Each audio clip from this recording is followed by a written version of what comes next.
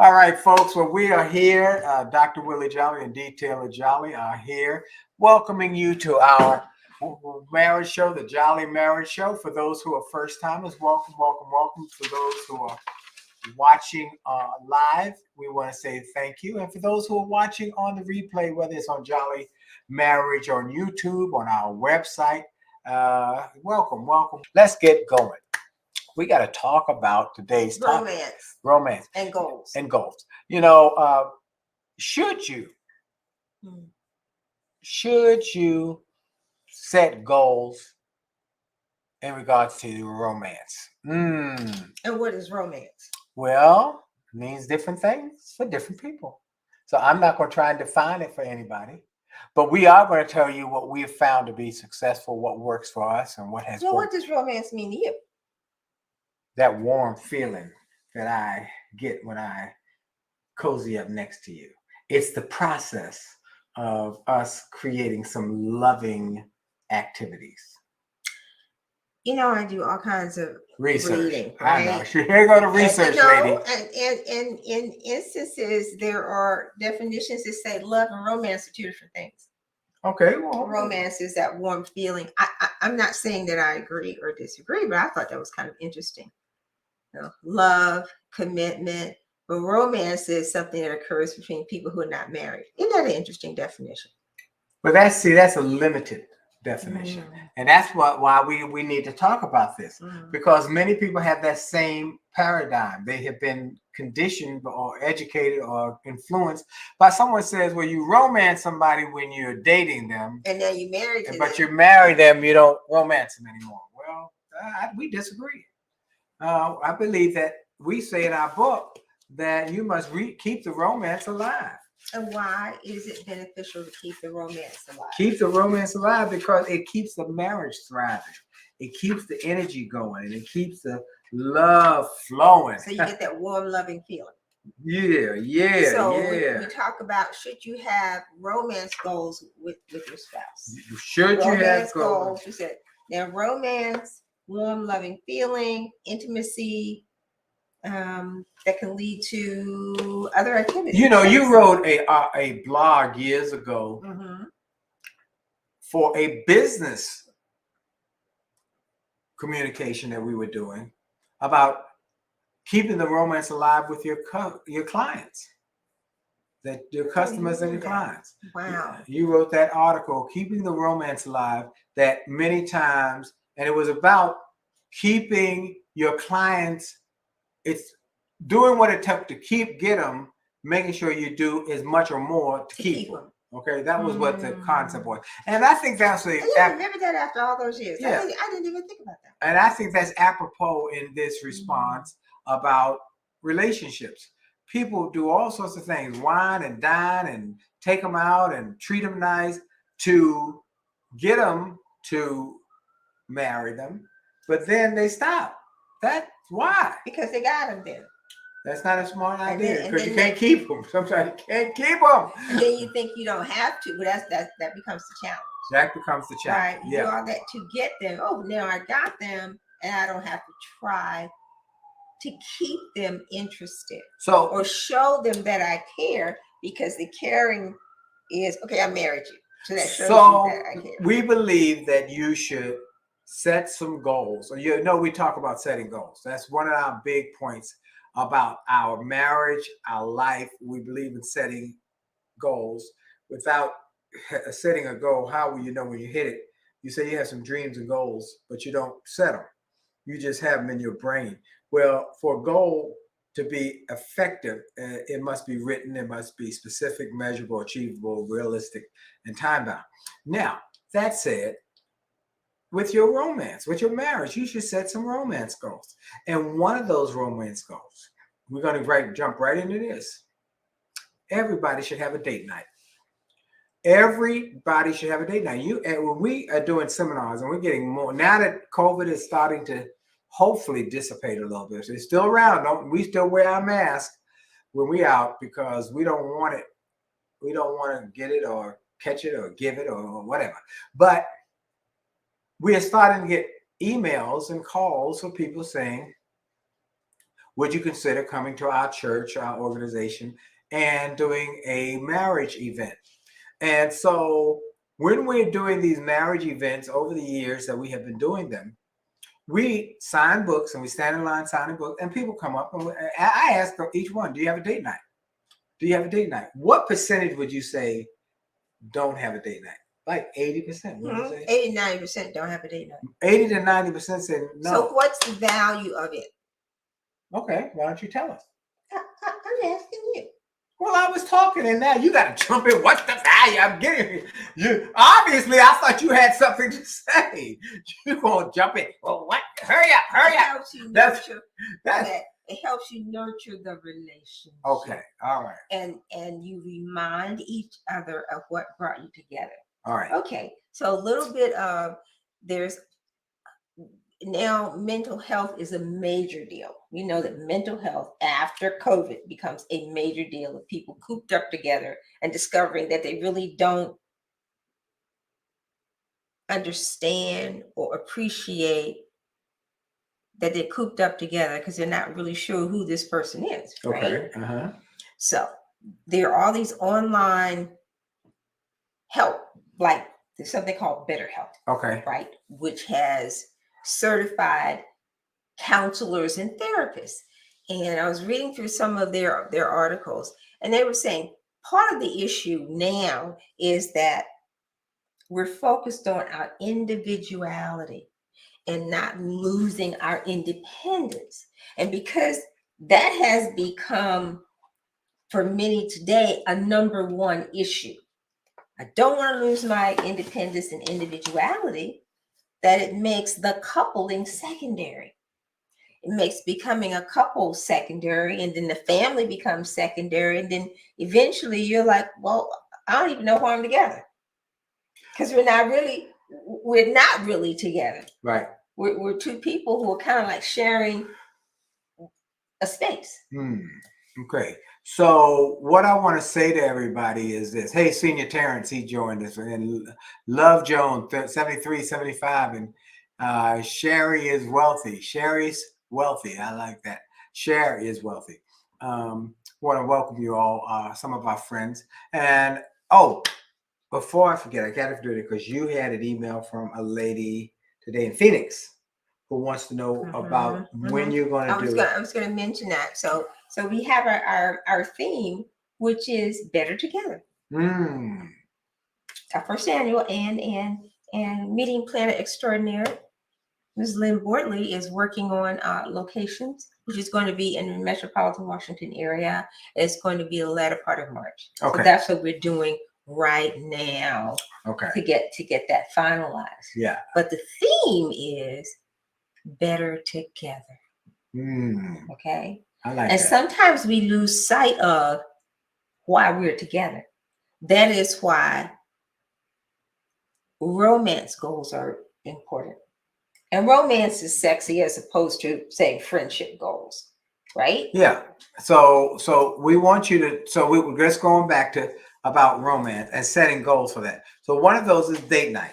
And that date night is a big deal because the date night will solidify the time for your marriage to keep the romance alive, particularly after you have children. Because children will suck up all the air in a relationship. They will take all the air, their needs and their necessities will take all your air if you allow that. So we learn from mentors. Again, we encourage you to get mentors. And what you do is you get a mentor who, like us, will encourage you with things that work. A mentor's job is to tell you, here's what I've learned that worked that will help you. And also by simple example. Now, everything is not perfect, but how do you work through?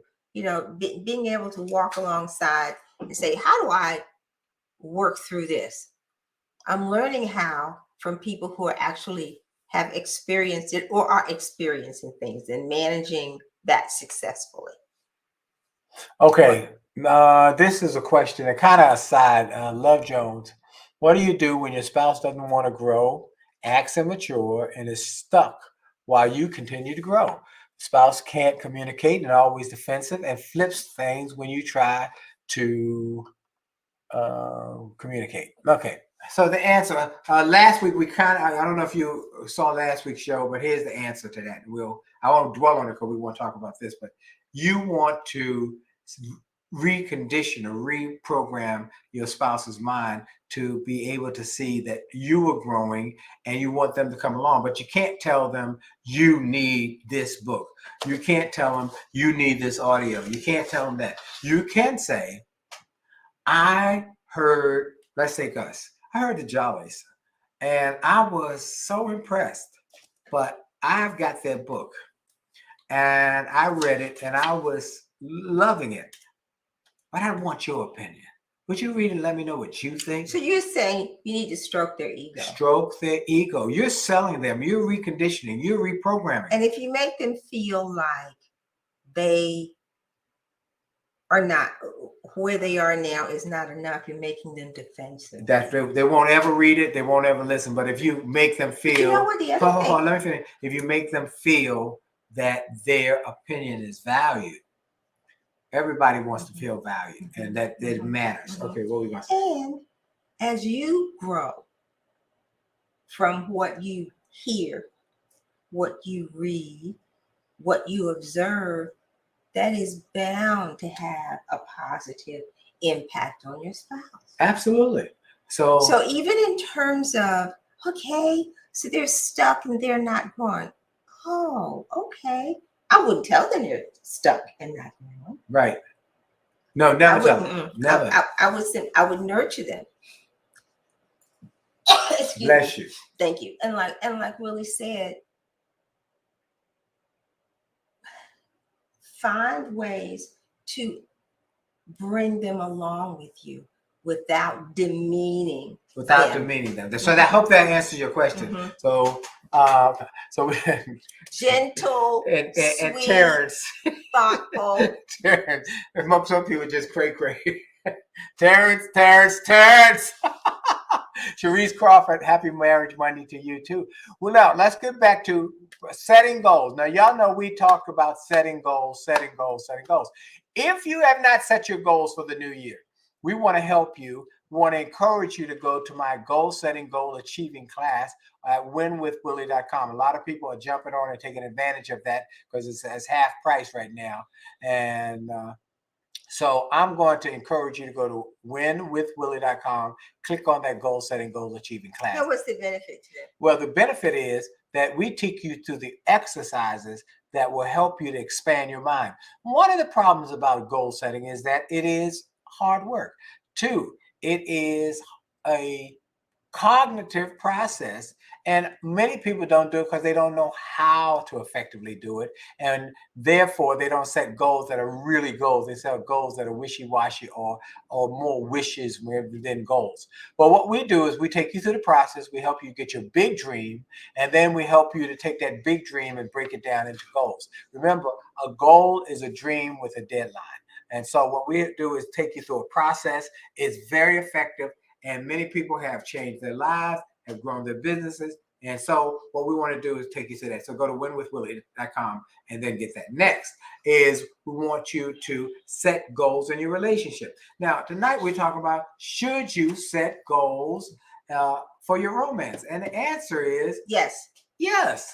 Particularly starting with what we say right here. Chapter number 9, always date your mate. Many, as we said, people have you said that online, you read somebody did. Well, romance is for when you're dating and then you love when you're married. See, that's the kind of mindset. Wrong. That is wrong. And everything online is not accurate. Everything that everybody put up online is not truthful. So some of that stuff is junk.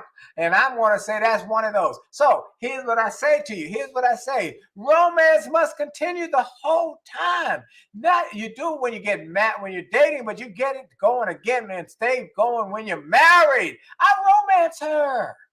I'm constantly romancing her. And she romances me in return. That means we really like each other. Yeah. We love each other. And we like each other.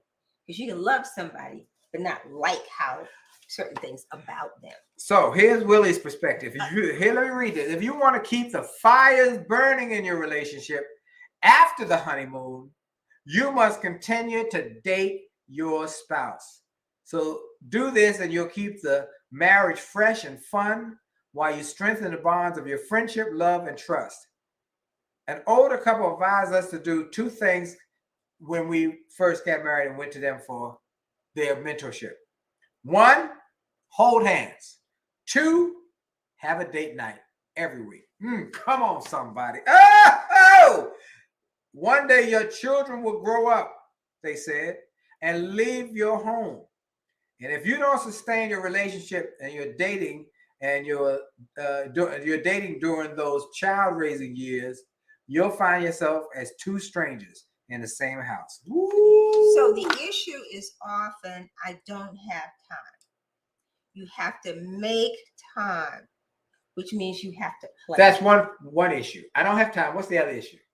I don't have the money. And I don't have the money for many young couples who have kids. They've got daycare. There's so many things. But that which you value, you will plan for. And you don't have to have money to have a date. She said she didn't always like her spouse, the mouth. All right. Look, here's how you handle this, though. You don't have. What was that one? Look, many of y'all know we say, and Terrence has put it here. Your spouse is not the problem. Your spouse is not the enemy. Attack the problem, not your spouse. We can't wait till this. Well, we're hoping it'll be out soon. This TED Talk we did. But we talk about attack. Okay, so go back to her point. That she said, I don't always like my spouse. Well, you know what? That is why we say you can't focus on your feelings. Oh. Your feelings. You can't focus on your feelings. Because of the feelings are fickle. Mm. Let me say that again. Feelings are fickle. So you must focus on your goals. That's why you got to focus on your goals. Get back to goals. Writing your goals. We will have a date night. Our goal this year is to have a date night every week. I wonder for the one who is saying sometimes the spouse has a interesting mouth. With your date night and your time, your specific time alone, do you ever say, when you say certain things, it offends me or it hurts me? Not in the midst of with the mouth. Right. And not when you're in an argument. It's when you're calm and cool. First I want to say hello to April Rush Carpenter. They might not know that. Yvonne Williams and those who've joined. Okay. And see, they might not. They're not you. Right. A culture and the environment that they came from, that might be a regular thing, which is acceptable. Right. If it is something that offends you, you've got to be able to communicate. That's learning how to talk to your spouse or to your significant other in a way that they can understand what you're feeling. Right. Thank you, Bob. Bob said he can't wait for the TED Talk. And thanks for the encouragement. Thank you so much. And Terrence says, setback is a setup for a comeback. Just get the book and come back. And then Love Jones, I've said that for years and they don't hear me. Okay, you got to do it calmly. You have to remember that this is a process, that it is not going to be always easy to get them to see your standpoint. But you must not nag, but you must influence. What is nag? Say the same thing over and over. Nagging is trying to, the old saying, browbeat somebody into changing. Where versus, I love you. And have you considered?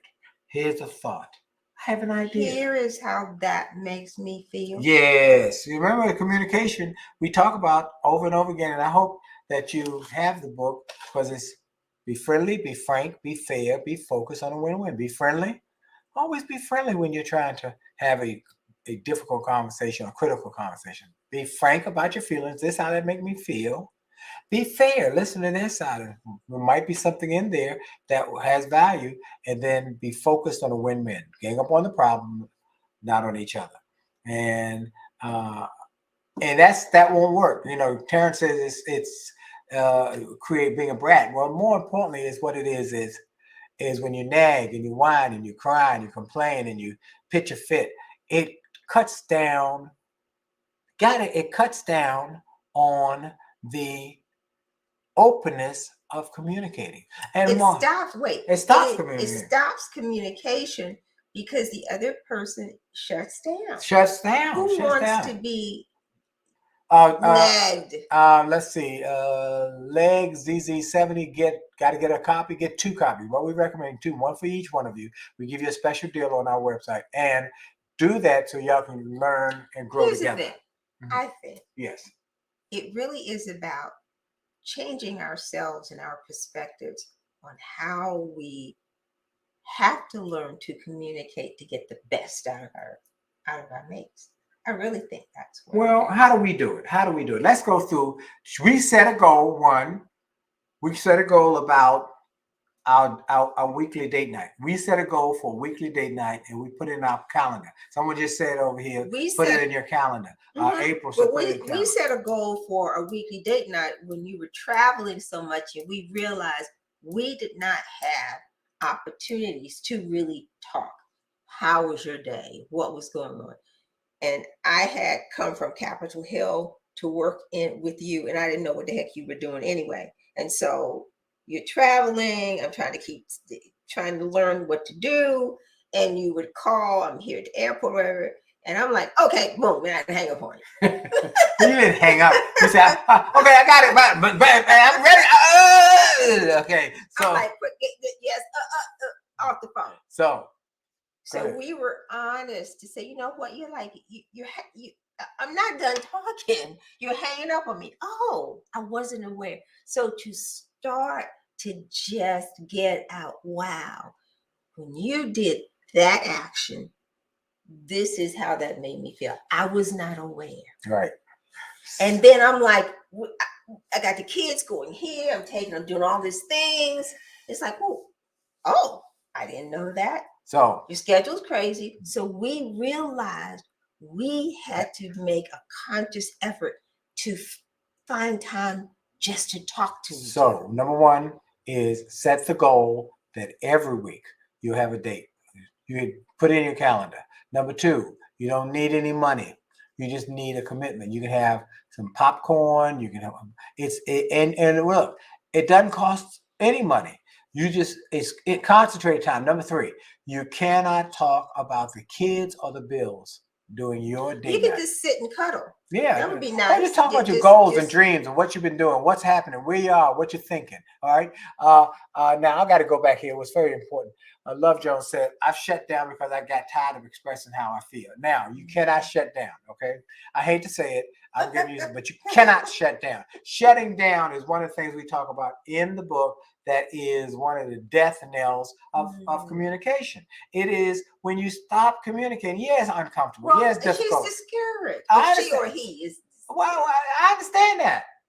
So, okay, this is still the process, and you gotta just take a lie down in an aspirin and wake up in the morning ready to go back at it. It's gonna take time. This is not gonna happen. I had to convince her to leave her good government job. It didn't happen overnight. It took time. It took a long time. But little by little by little by little by little. But he sweet talk when I say I was a constant it's like influence. The water washing over the rocks that smooths it out. And it's a different host. She did one more thing. She said, "I'm because I got tired of expressing how I feel." Now this is important. Expressing how you feel can come in 2 ways. Mm-hmm. You can say, "I feel mad," or rather than saying, Willie Larkin says, "Shutting down is suicidal." He is absolutely right. You cannot shut down because. Look, and he's been married a long time, like the Cazares. You cannot shut down because that shuts down communication. And the number 1 reason people break up in marriage, or the core reason, the common element is lack of communication. If you have sex issues, usually lack of communication. Money issues, lack of communication. So when you shut down, you're choking the air out of something that's critical. What I say to do is, rather than saying how you feel, you know what, this is how I feel. No, not that attitude. It's about an attitude. Be friendly, be frank. This is how that makes me feel. And just say, just share. Okay, just share without being critical, without being judgmental. And that is something. And then, but it's the third part. Do you listen to their side? Be focused. 49 years. Learn Willie and his wife for 49 years. Be 50 on May the 19th. Oh, congratulations. Thank you. But it's something you learn how to do over time. Yes. And if nothing else, you change. Terrence talking about your glasses. What? What? Yeah. A gentle answer turns away wrath. He said he made Dee's eyeglasses frame match because sometimes she has a circle and a square. That's a different pair. Okay, and learn how to laugh together. So be friendly, be frank, be fair. Now that's the last one I want to say to you. Be fair. Are you listening to your spouse's side of the story? And why might they be so grumpy? That's why do you do this? Why is it that you have you studied? Yeah, talk to them. And communication is two-way. It's two-way. What is going on with them that they are like difficult to deal with and don't have a kind thing to say? Right. So here what we got. We got holding hands, weekly date night, and then say I love you. Make a commitment. That's one of your goals. Is I'm gonna say that's a goal. Make a goal. I'm gonna say I love you and to your spouse every day. Think about that. And then who loves you more? Okay, who loves who more? How do you know that? Based upon their actions, not their words. This chapter is packed with information. This packed chapter. So commit to dating your spouse. It's absolutely essential. Study your spouse. Set a weekly date night. Tell your spouse that you love them every day. Hold hands. Because that is how when you hold hands, you hold hearts. That's setting romance goals. That's right. And never make a mountain out of a molehill, Willie just said. Absolutely. Keep the main thing the main thing. And don't focus on the minors. We're working on our first annual Better Together conference. And minor on the majors. All right, we're going to have our conference. Go ahead, tell them. I was just saying we're working on that. It's called Better Together. Better Together conference by Dee and Willie And the Jolley. research does show it's better together when you like each other. You live longer, you make more money, you have more fun. It's better together. We want to help you to do that. We're having a conference. You want to get your registration. It's going to come up in late March, and we're putting it together. We want you to come.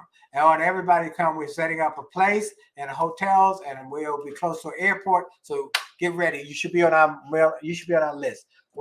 That's the email list. Email list. Interested. We have a couple of people who already sent emails who said I'm interested. So all right, our time is up. info@williejolly.com. info@williejolly.com. Info, and if you couple seminar, just say couple seminar.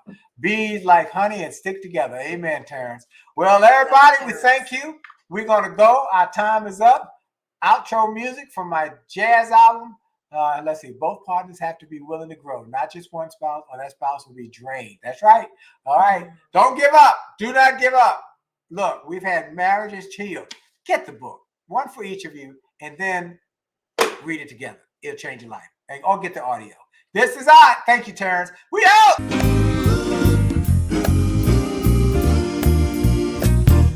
Why do birds suddenly appear every time you are near?